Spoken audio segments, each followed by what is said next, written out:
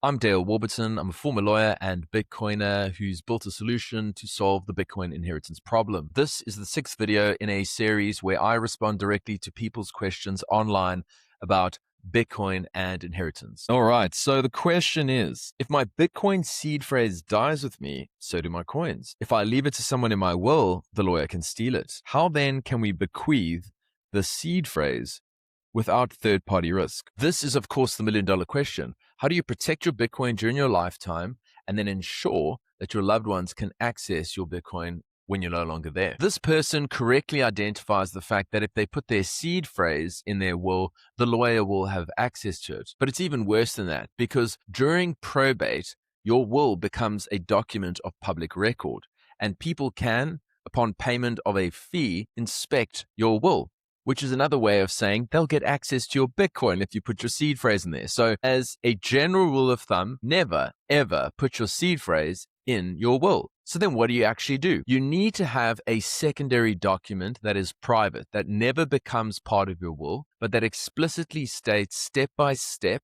in plain language exactly what your loved ones and or your executor need to do in order to access your Bitcoin.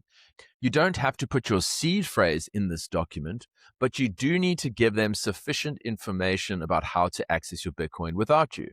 And this applies irrespective of cold wallets, hot wallets, multisig, single-sig, or single-sig with a passphrase. The principles are the same. The people who are left behind need to get that information, and without it, they can't recover the Bitcoin. Critically, this document needs to be kept secure and private. A practical solution, for example, is putting it in a safety deposit box, and it's only on presentation of a death certificate or a grant of probate that the company concerned will actually open it up for your loved ones. And in that sense, they won't be able to get access to the instructions before you die, only after. So what are the key takeaways? Number one, never put your seed phrase in your will. And number two, you need a secondary document that explicitly explains how to access your Bitcoin without you. Subscribe to the channel if you found this video helpful. And if you want to know where your Bitcoin inheritance plan stands, go to mybitcoinwill.com.